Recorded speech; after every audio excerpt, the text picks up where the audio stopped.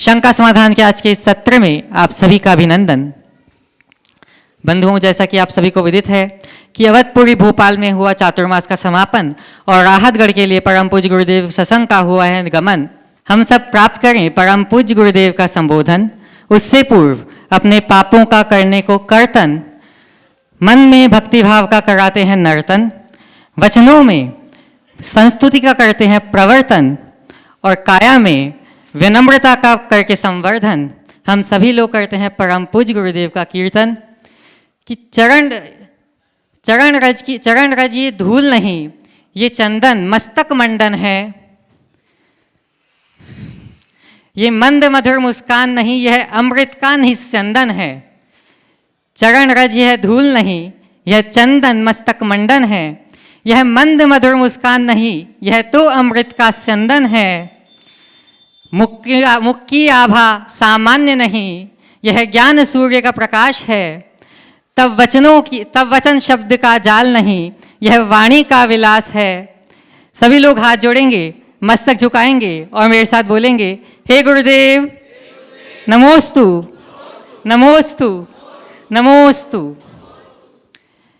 बंधुओं, जैसा कि अभी मैंने बताया कि परम पूज्य गुरुदेव का राहतगढ़ के लिए विहार चल रहा है और कल अगला पड़ाव विदिशा में होगा, जहां परम पूज्य मुनिवर श्री संभव सागर जी महाराज से परम पूज्य गुरुदेव सत्संग का मंगल मिलन होगा और एक विदिशा में एक नए इतिहास की रचना होगी। आज का यह कार्यक्रम शुरू हो, उसके लिए हम चलते हैं परम पूज्य मुनिवर श्री संधान सागर जी महाराज के चरणों में और निवेदन करते हैं कि हे महाराज श्री, आपके माध्यम से यह सत्र प्राप्त करे गति और हम सब हो सके निशंक मति। नमोस्तु नमोस्तु नमोस्तु। पारस नाथ धाम जो भी है पारस का, इसमें आज यह है शंका समाधान का सत्र अपन प्रारंभ करें गुरुचरणों में। होते हैं नत ताकि सबका जीवन बन सके समुन्नत। इसी भावना के साथ मैं बुला रहा हूँ प्रथम प्रश्न के लिए सलामतपुर की बहन नीता जी जैन। नमोस्तु महाराज जी, नमोस्तु महाराज जी। सभी संघों को इच्छा में महाराज जी, अशुभ कर्म के उदय से वियोग से कौन सा अशुभ कर्म के उदय से वियोग होता है, जिससे कैसे सहने की शक्ति मिले? देखो, संयोग वियोग तो संसार का स्वभाव, शुभाशुभ संयोग बने रहते हैं। तत्व ज्ञान से ही हम वियोग और विपत्तियों का सामना कर सकते हैं। चीज़ें जो भी है, घटनाएं घटती, अब उसको स्वीकार करने के अलावा हमारे पास कोई चारा है क्या? और हम कितने कितने वियोगों का रोना रोएं। इस अनादिकालीन संसार में जितने संयोग हुए हैं उतने ही वियोग हुए। किस किस को गिनेंगे? आज हम अपना जो जीवन पाए हैं, किन्हीं को बिलखता छोड़ करके ही तो आए हैं कि नहीं आए? पर कभी याद आती कि मैं अपने पीछे किसी को बिलखता छोड़ कर आया? तो जो जहाँ जाता वहीं रम जाता है। हम यहाँ से जाएंगे, हमारी कोई नई दुनिया बन जाएगी, लेकिन हम उसी में रमेंगे, पुराने सब छूट जाएंगे। रिश्ते नाते सब अनादि से ऐसे ही चलते आ रहे हैं। नए बनते हैं और पुराने छूटते हैं। ये चीज़ें चलेगी। जैसे पेड़ पर नई कोपलें फूटती है, पुराने पत्ते झड़ते हैं, तो कोपलों का फूटना और पत्तों का झड़ना ये सृष्टि का शाश्वत नियम है। इसे स्थिरतापूर्वक स्वीकार करो। सर्वे संयोगा विप्रयोगांता। जितने भी संयोग हैं वे वियोगमय हैं, इसलिए हम संयोगों के रूप में समझें। नमोस्तु महाशय, नमोस्तु। अनुबाजी जैन संयुक्त कलेक्टर विदिशा। नमोस्तु महाराज जी। महाराज जी, वर्क लाइफ बैलेंस के बारे में बहुत सुना है, बहुत पढ़ा है, परंतु इसको जब जीवन में इम्प्लीमेंट करने का समय आया है मेरे जीवन में, तो इसको इम्प्लीमेंट नहीं कर पा रही हूँ, आत्मसात नहीं कर पा रही हूँ। तो प्रशासनिक व्यवस्थाओं के चलते जो समाज, परिवार और धर्म को जो समय देना चाहिए, तो वो नहीं दे पाने के कारण जो मुझे गिल्ट होता है, उस गिल्ट को मैं कैसे कम करूँ, इसका उपाय बनाने की कृपा करें। आप जिस क्षेत्र में हैं, आप जैसे लोगों का 24/7। आपका कोई समय नहीं है ना। आमजनों की जो सेवा का समय होता है एक ऑफिस टाइम होता है, पर आपके लिए तो कोई ऐसा नहीं है। तो ऐसी स्थिति में क्या करें? ऐसी स्थिति में अपने मन को मोड़िए और ये समझिए कि अब मेरा परिवार एक छोटा परिवार नहीं है, पूरा समाज मेरा परिवार है। आज जिले का काम मैं देख रही हूँ तो जिला मेरा परिवार है। और जो आप अपना काम कर रही हो उस काम को अपनी सर्विस मत मानिए, उसे अपनी ड्यूटी मत मानिए, उसे अपना धर्म मानना शुरू कर दीजिए। अगर इस भाव के साथ आप काम करोगे तो काम को एंजॉय कर पाओगे। और अगर केवल अपने ही परिवार तक अपना ध्यान रखोगे तो वो काम नहीं कर पाओगे। तो यदि मेरे सामने केवल मेरा परिवार है तो निश्चित आपका मन कचोटेगा। लेकिन जिस दिन आप अपने पूरे कार्य क्षेत्र में आने वाले सब लोगों को अपने परिवार का हिस्सा मानोगे, आप अपने कर्तव्य से प्रदेश और देश की सेवा कर रहे हो, जनता जनार्दन का कल्याण कर रहे हो, तो ये कौन है? ये हमारा ही तो परिवार है। ऐसा आध्यात्मिक दृष्टिकोण अपने भीतर जगा लीजिए तो अंदर का जो असंतोष और कचोट है वो खत्म हो जाएगा। एक बात सदैव ध्यान रखना, कर्ता बुद्धि मोह भाव ये दोनों रुलाने वाले हैं। कर्तव्य भावना और ज्ञान भाव सुख का आधार है। तो ज्ञान भाव जगाइए, कर्ता बुद्धि खत्म हो जाएगी, कर्तव्य की भावना होगी।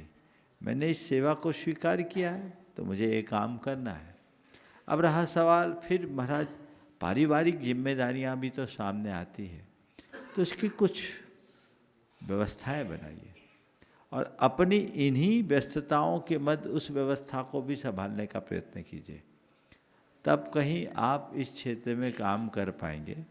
आपके माध्यम से आप जैसे इस क्षेत्र में जितने लोग हैं उन सबको मैं ये संदेश देना चाहता हूँ, जब तक मोही बने रहोगे दुखी रहोगे, ज्ञानी बनोगे तभी सुखी हो पाओगे। ये समझ के चलना। सुमेर सुधीर जी जैन डिप्टी कमिश्नर भी अपना प्रश्न गुरु चरणों में करें। नमस्ते भगवान।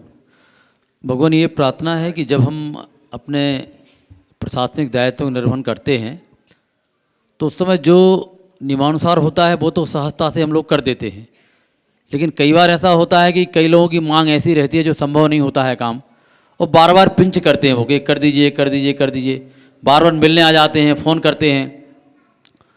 तो उस समय स्वभाव में एक रूखापन आ जाता है, एक चिड़चिड़ापन आ जाता है कि बार बार क्यों पिंच कर रहे हैं।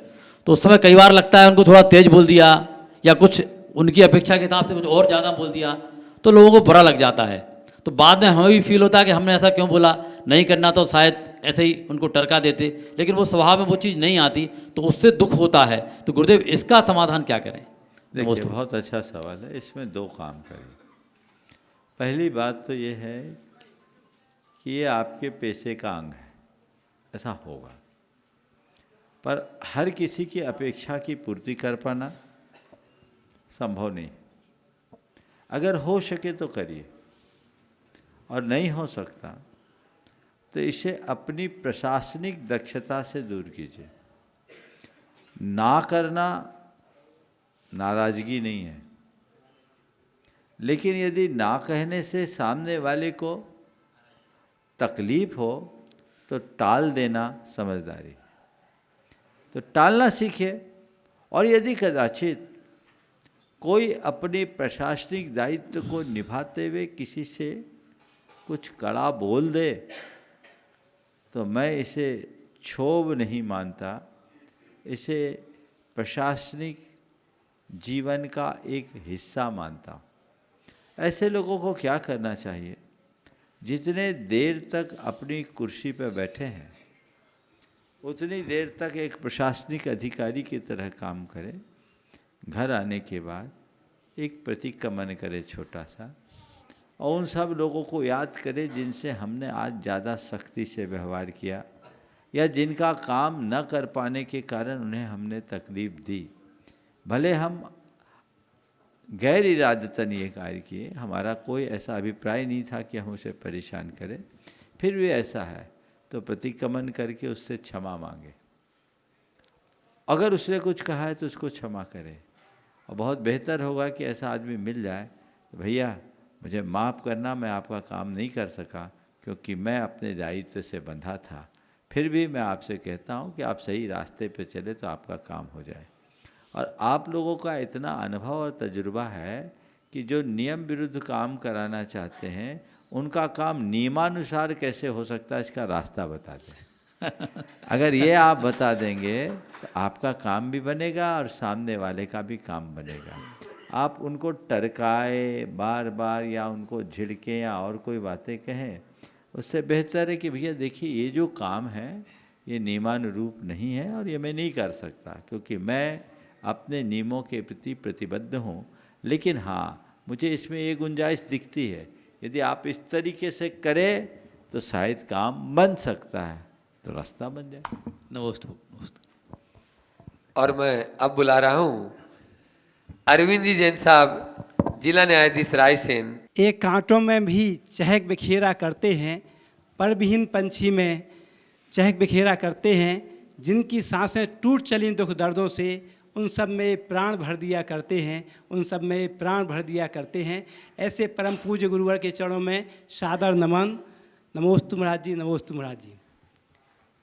महाराज जी, वर्तमान में मेरी पोस्टिंग प्रधान न्यायाधीश कुटुंब न्यायालय के पद पर रायसेन में है और ये प्रश्न आपके समक्ष मैंने भी कई बार उठाया है और आता भी रहता है जब भी जितने भी जज साहब लोग आते हैं, तो मैं इस चीज़ को देख रहा हूँ कि दो चीज़ें हैं परिवार के विवाद के रूप में।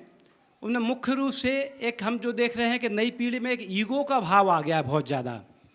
दूसरा एक नई चीज़ अभी मुकदमों की सुनवाई के दौरान ये बात आई है कि अनेक मामले ऐसे आ रहे हैं जिनमें कि पति या पत्नी दोनों में से मतलब अलग पुरुषों से संबंध बनाने की नई परंपरा बन रही है और उसके पीछे मुख्य कारण जो है वो अपना मोबाइल है।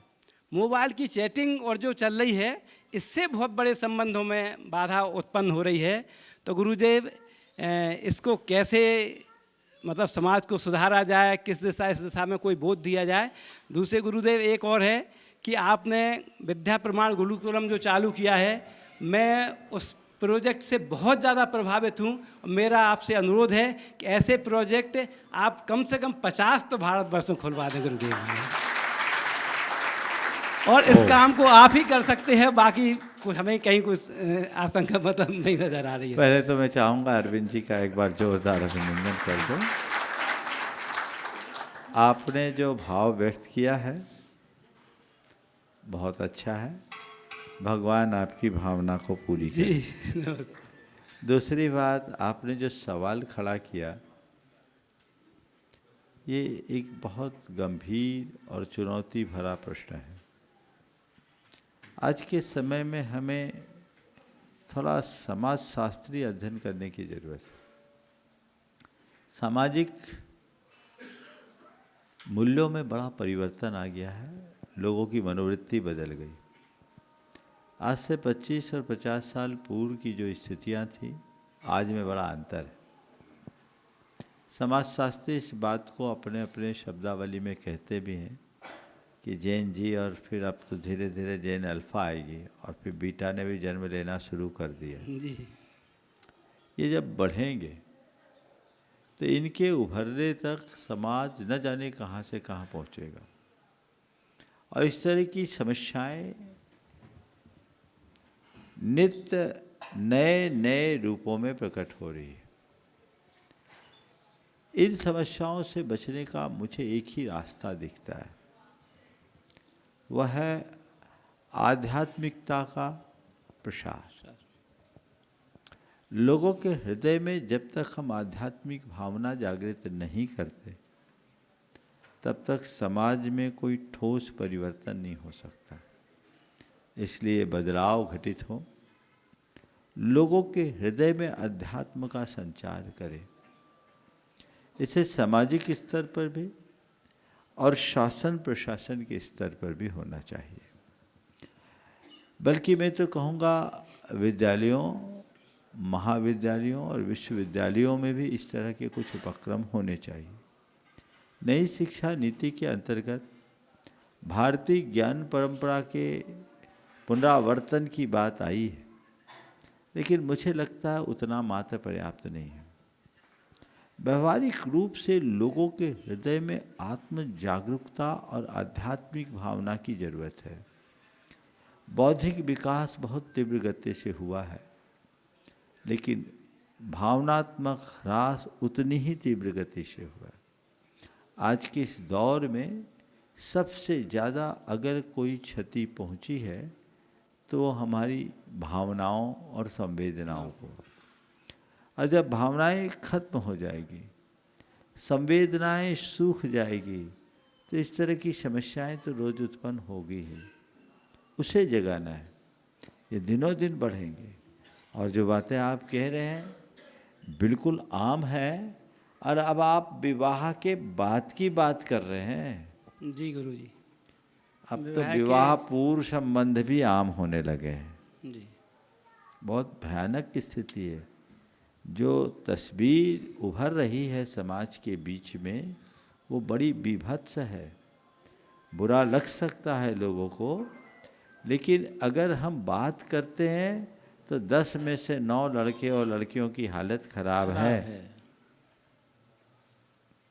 और ये अब महाविद्यालय नहीं, विद्यालय स्तर से 13-14 साल की उम्र से ही भटकाव शुरू हो गया है। ये जो चीज़ें हैं वो गंभीर चिंता का विषय है। देर से विवाह होना और उसके पहले ही सारे काम हो जाना, ये हमारे संबंधों में स्थिरता नहीं लाते। अब विवाह मात्र औपचारिकता बन गई, इसलिए इनको हमें ध्यान में रखना चाहिए। और आप जैसे लोग इन तथ्यों को सामने लाएं, इससे समाज में एक जागरूकता आएगी। और हमें विद्यार्थी जीवन से इसकी शुरुआत करनी चाहिए। युवाओं को अगर हम प्रारंभ से ऐसे तैयार करें और उनकी भाव दशा और मनोवृत्ति को बना दें तो बड़ा बदलाव आ सकता है। नमस्ते महाराज जी। नमस्ते। कुमारी सुहाने सब परिवार यहाँ पर उपस्थित है। जोरदार तालियों से उनका स्वागत करें। जो प्रधान जिला सत्र न्यायाधीश रायसेन, पंकज भी साथ में हो जाए। ये हमारे पंकज भाई के अब समधी हो गए हैं। हाँ, पंकज। ऊर्जा जी, साकेत जी जैन, जो अभी पंकज जी की बिटिया। हाँ हाँ, इनका बेटा भी जज है। आज 4 जज हैं। अच्छा, ऊर्जा जी, साकेत जी जैन, पंकज जी बेटे दामाद, वे भी साथ में हैं। एक बार जोरदार ताली बजा दीजिए इनके लिए भी। वे अपना प्रश्न गुरु चरणम करें और फिर उसके बाद गुरुकुल की पूरी टीम और नवरत्न परिवार तैयार रहे। महाराज जी नमोस्तु।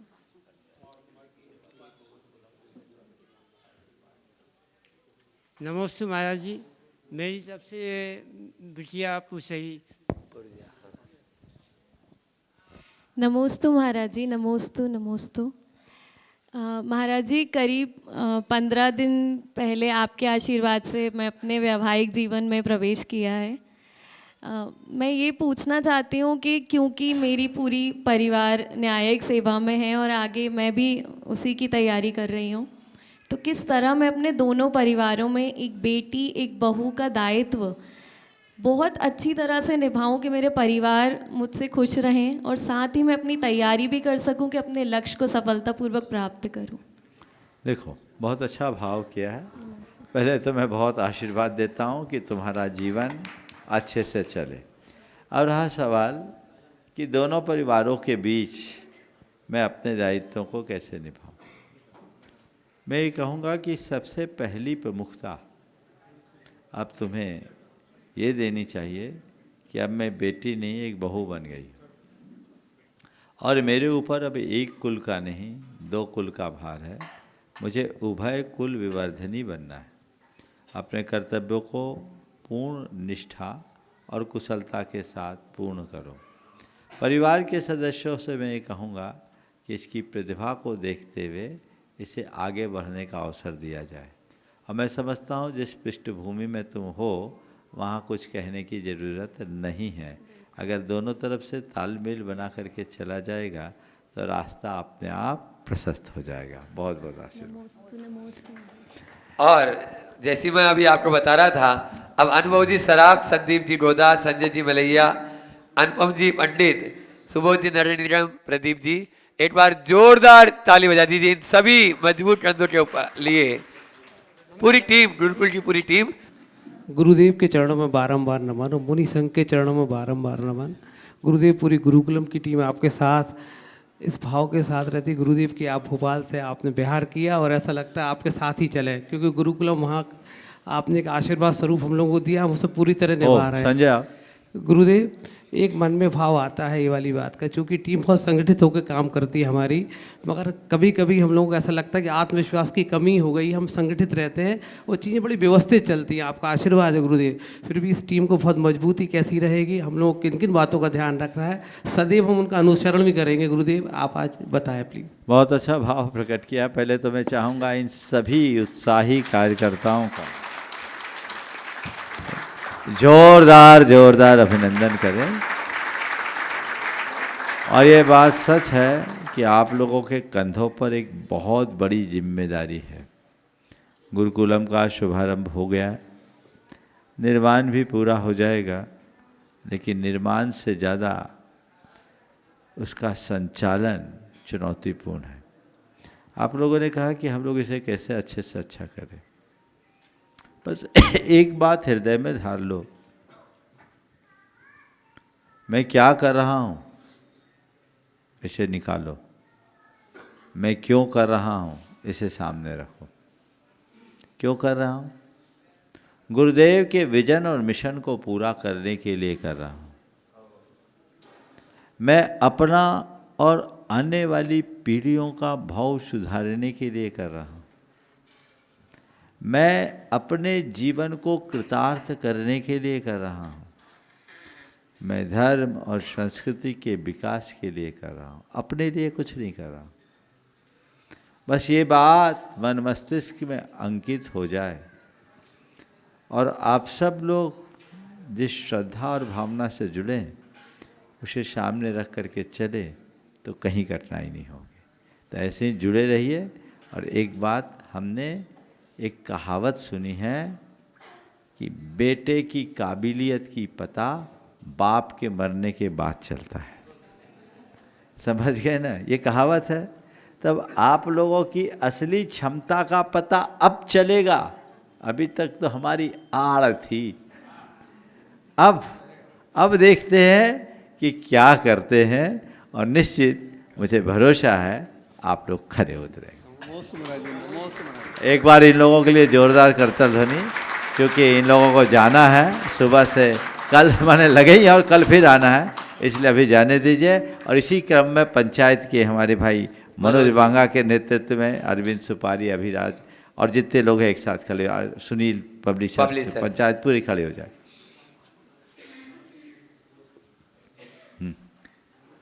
हाँ, सुनील जी पब्लिशर माइक पहुंचाए वहां तक। मनोज भी कहेंगे। और मनोज जी भांडा, विनोवर्धन पंचायत अध्यक्ष।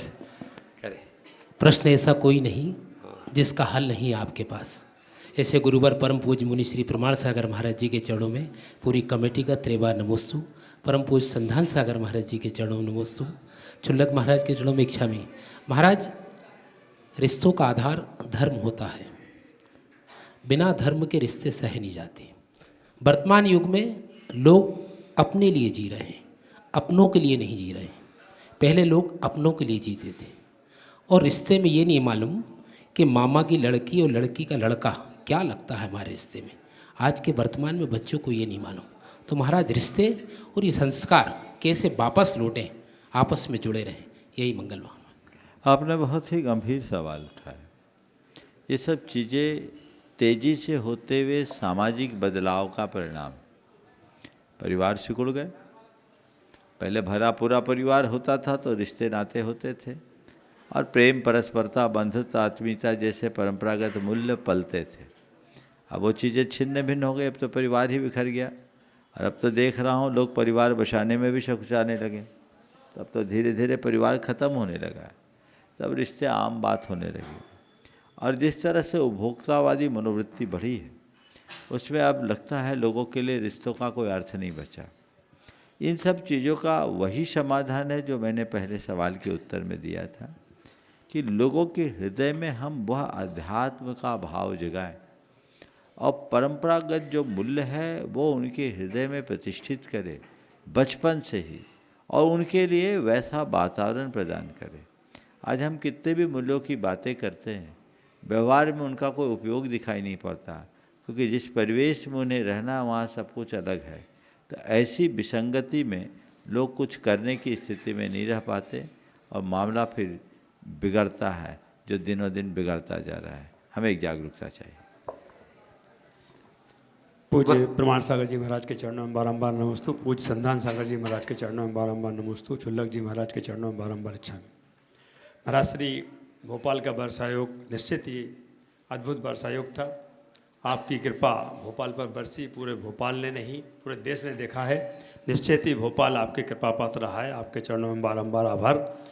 महाराज श्री अभी माननीय न्यायाधीश महोदय ने एक क्वेश्चन किया था, क्योंकि हम लोग समाज में काम करते, समाज की जवाबदारी है।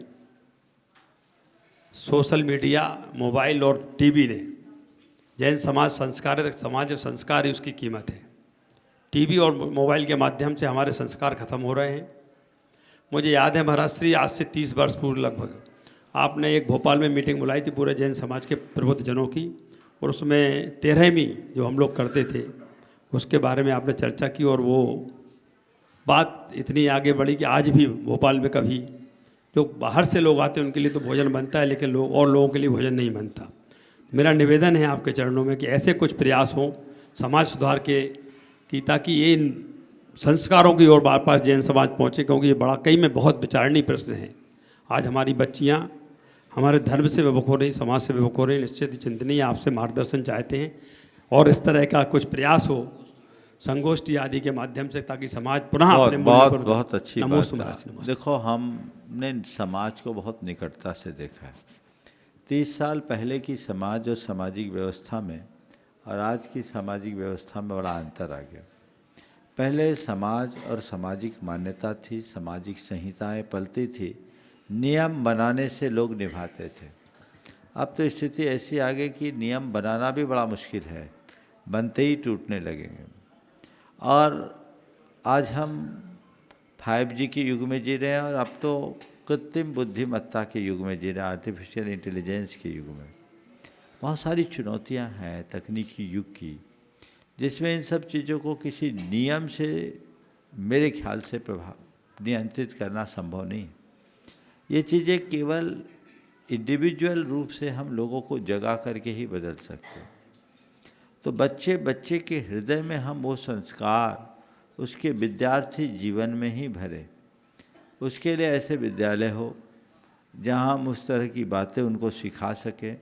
विद्या प्रमाण गुरुकुलम के पीछे यही भावना है कि हम अपने संभ्रांत परिवारों के बच्चों को भी अच्छे संस्कार युक्त शिक्षा दे सकें, ताकि कल वे हमारे समाज के कर्णधार बनकर आगे आ सके। और हमें इस दिशा में और आगे बढ़ाने की ज़रूरत है। बच्चों के समय समय पर गुरुओं के सानिध्य में शिविर हो, उनको कुछ इस तरह के वर्कशॉप्स कराए जाए, कुछ ऐसे प्रशिक्षण के कार्यक्रम दिए जाए जिससे वे अपने जीवन को थोड़ा ठीक तरीके से समझ सकें। और अब हमें थोड़ा सा समय के अनुसार चीज़ों को भी बदलना पड़ेगा। अगर हम बदलेंगे तभी वो लोग अपना पाएंगे। और इन दिनों जो बदलाव है बहुत तेज़ी से, पिछले 1.5 दशक में जो बदलाव आया है वो पिछले 5 दशकों की तुलना में बहुत तेज़ी से आया है। तो ये सब चीज़ें हैं जिसे हमें गंभीरता से विचारना चाहिए। मैं इस पर बहुत गंभीरता से विचार कर रहा हूँ, मेरी नज़र इस पर है, लेकिन दिख ऐसा रहा है कि अब चारों तरफ बहुत तेज़ अंधेरा छा रहा है। अब हम जितना दिया जला सकें वही उससे लड़ सकेगा और कुछ रास्ता प्रशस्त कर सकेगा। आपने जो भाव व्यक्त किया, हमें हताश नहीं होना चाहिए। परिवारों में, बच्चों में संस्कार जगाएं। एक चीज़ और मैंने देखा है कि धार्मिकता तो बढ़ी है, लेकिन आध्यात्मिकता विकसित नहीं हो पाई। लोग क्रियाओं के धर्म को अपना लिए और उसे अपने पाप काटने के मशीन के रूप में इस्तेमाल करने लगे, लेकिन भीतर से जो रूपांतरण होना चाहिए वो दिखाई नहीं पड़ता। यही कारण है कि धर्म करने के बाद भी आदमी जहाँ के तहाँ है, और हम अपना धर्म इस तरह से नहीं कर पाए कि हमारा धर्म औरों को आकर्षित कर पाए। तो लोगों को रिचुअल के साथ स्पिरिचुअल की ओर मोड़ना आज बहुत ज़रूरत हो गई है, बड़ी ज़रूरत बन गई है।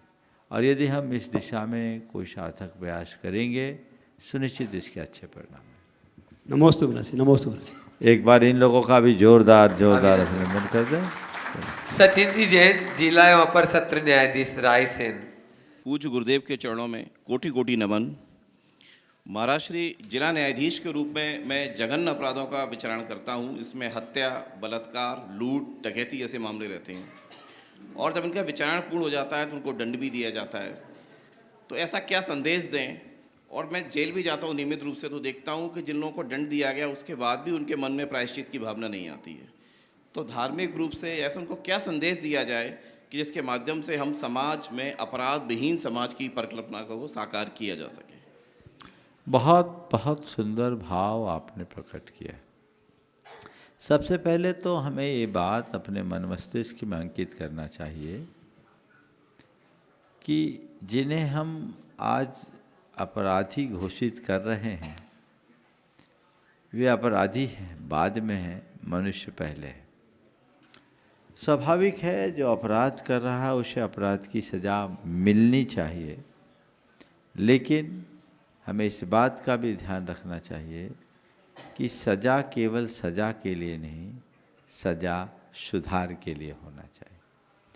आपने जो सवाल किया है आपके भीतर की सुहृदयता को प्रकट करता है, और ऐसा सौहार्द भाव अगर हर व्यक्ति के मन में हो तो एक बदलाव हो सकता है।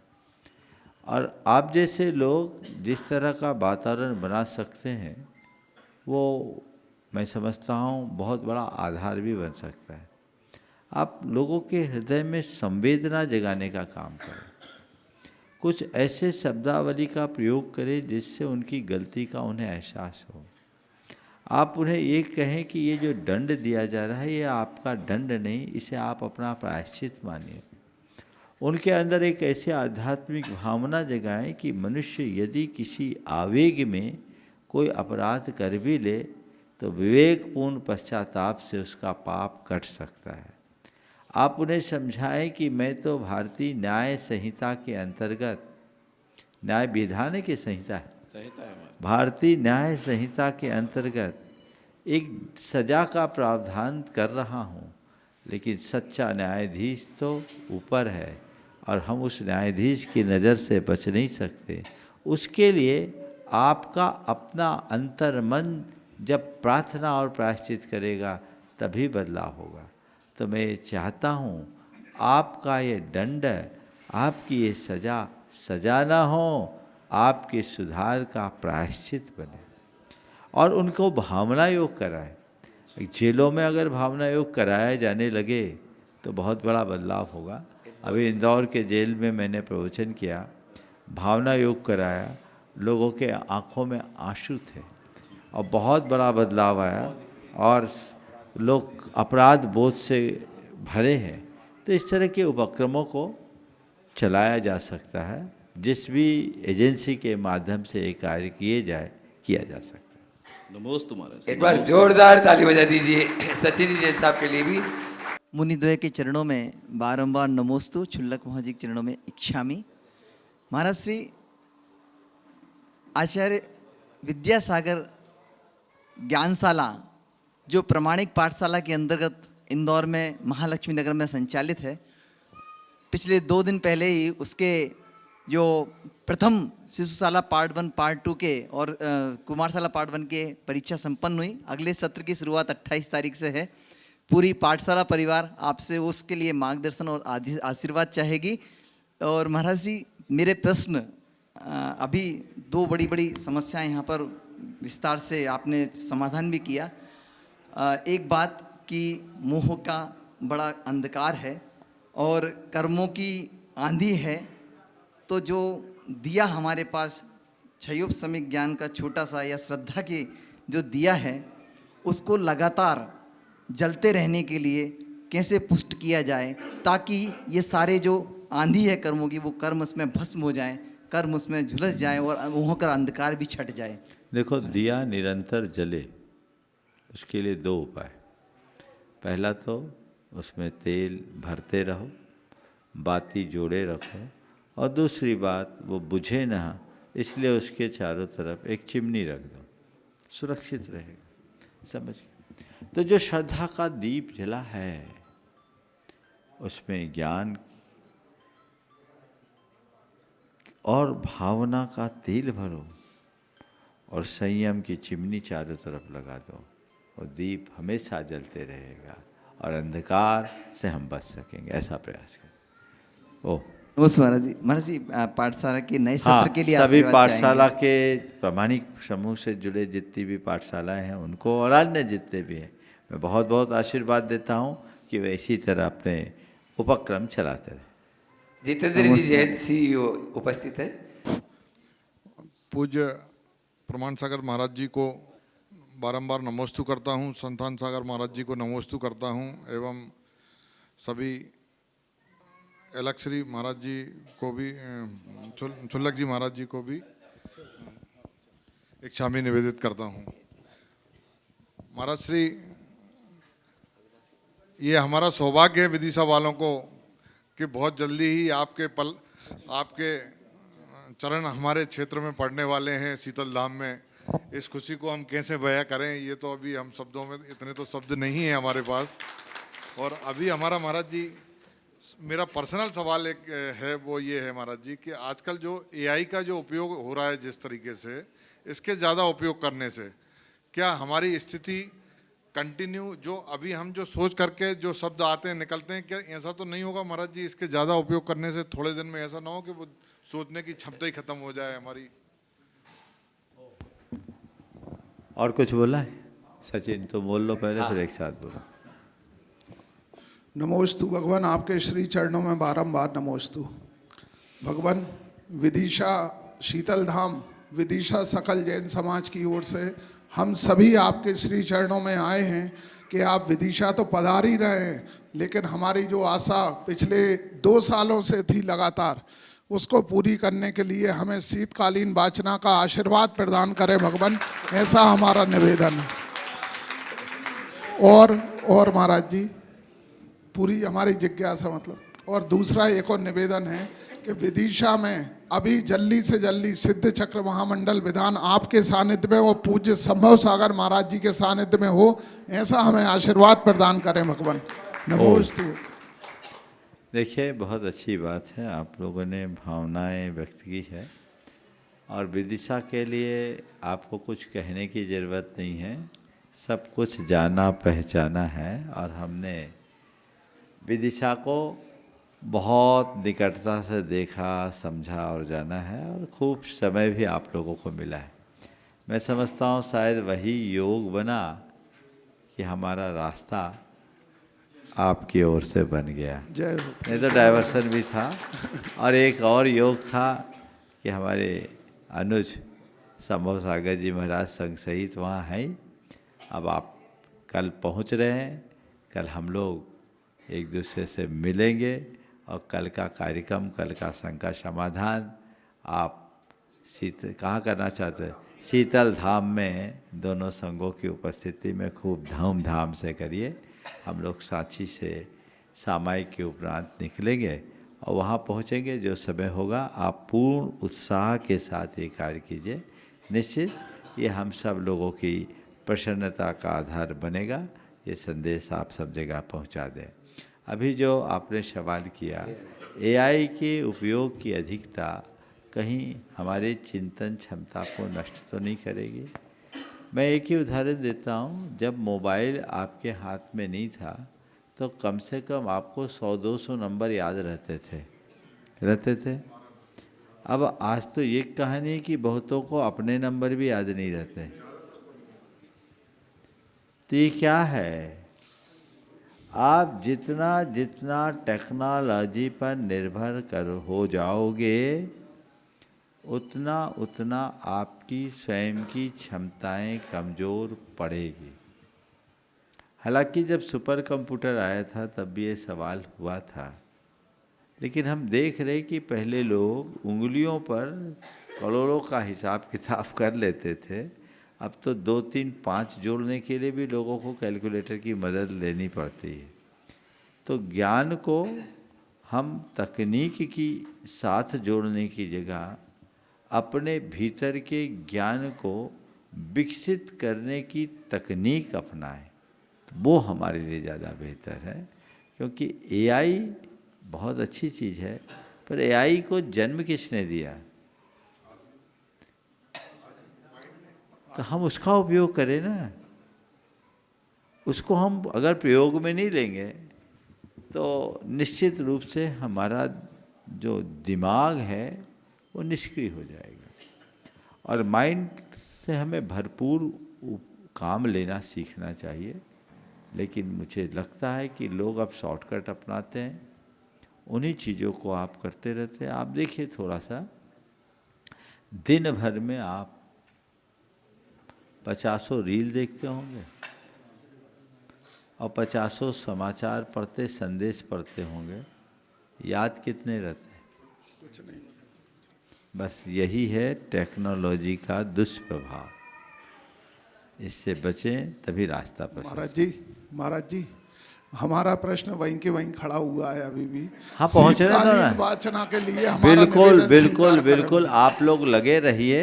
आपने पहले निवेदन किया होता तो शायद हम राहतगढ़ को थोड़ा एक्सटेंड कर देते हैं, लेकिन चलो कोई बात नहीं, जब जागो तभी सवेरा। अब राहतगढ़ पहुंचने दो, फिर देखेंगे। लगे रहिए। चलिए। और अहरनिष्ठ गुरुवर के सपनों को साकार कर रहे हैं और गुणायतन के प्रमुख आर्किटेक्ट चंद्रशेखर जी विदिशा, और उसके बाद अविनाश जी प्रवक्ता विदिशा तैयार रहेंगे। महाराज द्वय के चरणों में बारंबार नमोस्तु। शुल्लक महाराज जी के चरणों में इच्छा में। महाराज श्री, हम अधिकतर धर्मायतनों के काम करते हैं, तो हम निर्माण को निर्वाण तक कैसे ले जाएं? बहुत अच्छा सवाल है।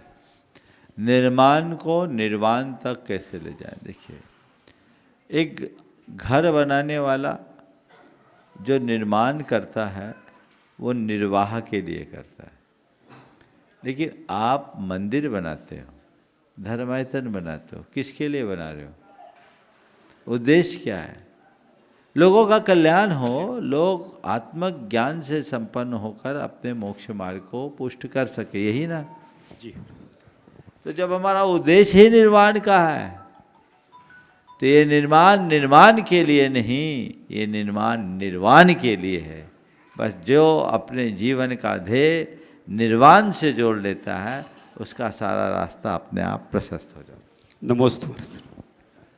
अविनाश जी पत्रकार, प्रवक्ता, जो गुरुवर की वाणी को जन जन तक पहुंचाने में बहुत बड़ी अहम भूमिका निभाते हैं विदिशा से, वे अपना प्रश्न गुरुचरण करें। और सोनम जैन सूटी सिमनिया अपने परिवार के साथ में गुणायतन ट्रस्टी तैयार रहे। नमोस्तु गुरुवर, नमोस्तु। और सभी शुल्लक जी को मेरी इच्छा में। गुरुवर, आप विदिशा नहीं आ रहे हैं, आप अपनी कर्मभूमि में आ रहे हैं। जो आपने 1992 में लगातार 9 माह तक आपने जो समय दिया था, ये उसी का प्रताप है कि आज जो है 92 से लेकर के 2002 तक आप बराबर विदिशा भोपाल का जो आपने सिंचन किया है, आज एक एक बच्चा आपका जो है कृतज्ञ है, ऋणी है। और मैं तो ये चाहता हूँ गुरुवर, जो 9 माह का समय दिया था, तो वो हमारे सचिन जी ने जैसे आपसे आग्रह किया, कुछ समय कम से कम उसका एक अंश समय जो है फिर से ऐसा दे दो कि जिससे हम लोग आगे बढ़ें। और मेरा प्रश्न ये है कि जैन समाज बहुत छोटी सी समाज है, लेकिन आज ईगो बहुत बढ़ गए हैं। इस समाज को कैसे संगठित करें जिससे सभी लोग प्रेम से रहें? हम देखने में आ रहा है कि लोग छोटी छोटी बातों पर एक दूसरे की कंप्लेंट प्रशासन को कर देते हैं और उसके परिणाम बहुत ही विभत्स नज़र आ रहे हैं। तो ऐसा क्या करें जो। बहुत अच्छी बात। पहले तो भैया तुमने 92 तो गिन लिया, 95 और 2000 क्यों? हमने 95 से 2002 तक की बात करी। हाँ, विदिशा को कुछ नहीं। हाँ, 92 में 9 महीना, 95 में 4 महीना और 2000 में अप्रैल से चतुर्मास तक 7 महीना। तो मिला है ना, ज़्यादा ही मिला है, तो कम नहीं मिला, हमने तो खूब 2002 मिला। तक की कह दी ना, हाँ 92 से 2002 तक। हाँ, तो जो मिला है उसको संभाल करके रखिए, आगे की भावना भाइये निश्चित। और जो सवाल ये नहीं है कि हमें कितना सानिध्य मिला, महत्वपूर्ण ये है कि सानिध्य से हमें क्या मिला। बस ये जिसके हृदय में बात बैठ गई उसका जीवन बदल गया। बसंत उसके उदाहरण है ना। ये 1992 के प्रोडक्ट हैं, एकदम कहाँ से उठ कर के कहाँ आ गए, है ना। तो ये बदलाव मनुष्य के जीवन में होना चाहिए। आपने जो बात कही कि समाज में घोर असहिष्णुता का विकास हो रहा है, लोग असहनशील हो रहे, और ये सब जो घटनाएं हैं अहंकार और असहिष्णुता की वृद्धि के कारण। विगत दिनों हमने अप्रैल मई महीने में, जून में इन्हीं विषयों पर अपने प्रवचन दिए थे कि ये हमारे अंदर की नकारात्मक वृत्तियाँ, इनको हम दूर कैसे करें। व्यक्ति सह लोगों की चेतना जगा कर हम इस सब प्रकार की नकारात्मकता को नष्ट कर सकते हैं। इन नकारात्मक वृत्तियों को दूर करने के लिए हमने अलग अलग भावना योग भी बताए। आप लोगों के लिए 2 पुस्तकें उपलब्ध है। भावना योग नकारात्मकता का हल, उसमें अ अक्षर के 20 नकारात्मक शब्दों की व्याख्या है, जिसमें अहंकार है, असंतोष है, इस तरह की असहिष्णुता है, असहनशीलता है, इस तरह के शब्दों का है। और अभी एक और पुस्तक प्रकाशित हुई है, मन का रिसेट, जो आ अक्षर के ऊपर 15 नकारात्मक शब्दों की व्याख्या है। और इन 15 नकारात्मक जो हमारी वृत्तियाँ हैं, आलस्य है, आवेश है, आक्रोश है, आक्रामकता है, आत्म प्रशंसा है, आत्मसंकोच, आत्मविस्मृति, आत्ममुग्धता आदि आदि ये शब्द हैं। इन सब से हम अपने आप को कैसे मुक्त करें, और इन सब के लिए उसमें एक छोटा छोटा भावना योग है। यदि लोग इस तरह का प्रयोग करें तो व्यक्ति के परिवर्तन से ही समाज में बदलाव संभव है। अगर व्यक्ति अपने अंदर बदलाव लाए तो समाज बदलेगा, और तभी हम कुछ अच्छा करें। नमस्ते गुरुदेव। गुणायत सृष्टि प्रकाश जी, सोनम जी जैन, सुटी से बनिया। नमोस्तु गुरुदेव। दोनों मुनि राजों के चरणों में नमोस्तु, सभी क्षुल्लक महाराजों के चरणों में इच्छामी। गुरुदेव, हम किसी की बुराई करते हैं तो हमें उनके बहुत सारे पॉइंट्स याद आ जाते हैं, और हम किसी की अच्छाई करते हैं तो हमें उनकी कम बातें याद आती हैं। हम ऐसा क्या करें कि उनकी बुराई ना देखकर उनकी अच्छाई देखें और उनकी अच्छाई करें। रोज एक पंक्ति को बार बार दोहराएं। गुण ग्रहण का भाव रहे नित, दृष्टि न दोषों पर जाए। अथवा इसे छोटा करें, मुझे गुण ग्राहक बनना है, मुझे गुण ग्राहक बनना है, मुझे गुण ग्राहक बनना है। ये भावना बार बार दोहरा तो हमारी दृष्टि में लोगों के गुण आएंगे, अवगुण नहीं आएंगे। और जब हम अवगुणों को अनदेखा करेंगे तभी हम किसी की बुराई से बच पाएंगे और गुणों का अनुरागी बन करके अपना रास्ता प्रशस्त कर पाएंगे। व्योम जी जैन, विदिशा, वे अपना प्रश्न गुरु चरणों में करें। महाराज जी, मैंने कहीं पढ़ा हुआ है कि जिन लोगों को गुस्सा बहुत आता है, बहुत एकदम मतलब माइक्रो मिनी सेकंड में एकदम तेज आता है जिनको गुस्सा, उनमें कुछ क्वालिटीज़ होती हैं, जैसे कि वो उनका दिल साफ होता है, अपने लोगों से बहुत ज़्यादा वो प्रेम रखते हैं, मतलब उनके साथ में धोखा भी बहुत होता है। तो महाराज जी, ये क्वालिटीज़ रहती तो हैं, लेकिन इन लोगों को जिनके साथ में ये क्वालिटीज़ अगर रहती भी हैं तो उनको क्या करना चाहिए लाइफ में कि उनको वो इन क्वालिटीज़ को रखें पर आगे भी अपने लाइफ को प्रोग्रेसिवली काम कर पाए उन पर? देखिए, गुस्सा पूरी तरह हानिकारक नहीं। गुस्सा हानिकारक तब है जब हम उसकी दिशा उल्टी करते। क्रोध को यदि हम मोड़ दें और भावनात्मक अनुशासन की कला सीख ले तो हम अपने क्रोध को साहस और संघर्ष में भी बदल सकते हैं। क्रोध को क्षोभ, चिड़चिड़ाहट या अन्य नकारात्मक आवेश आदि की प्रतिक्रिया में बदलना बहुत सहज बात है। लेकिन यदि हम थोड़ा भावना योग का अभ्यास करना शुरू कर दें तो मान करके चलिएगा कि आप अपने क्रोध को साहस में बदलोगे, संघर्ष करने की शक्ति आपके अंदर आएगी। करुणा अपने अंदर जगाओगे, तो उसके लिए भावना योग जरूरी है।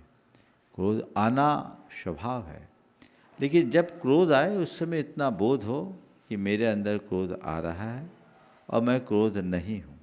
बस इतनी बात अंतरंग में जागृत हो जाए तो हमारा रास्ता अपने आप प्रशस्त होगा। फिर हमें ज़्यादा कुछ कहने और करने की आवश्यकता शेष नहीं रहेगी। नमोस्तु गुरुदेव। अपने बीच में डॉक्टर पवन जी जैन, पद्मश्री परिवार, वर्षाना विद्यालय विदिशा। नमोस्तु भगवान, नमोस्तु भगवान, नमोस्तु भगवान। इच्छामी इच्छा। महाराज जी, मेरा प्रश्न ये है कि जो लोग दुनिया में पाप करते हैं वह तो गुरुवर के चरणों में या मंदिरों में आकर कट जाते हैं, पर जो लोग महाराज के साथ रहकर या मंदिरों में, जो सृष्टि लोग मंदिरों में पाप करते हैं, वो कैसे कटेंगे? इससे मेरे को बहुत व्यथित होता हूँ अंदर से।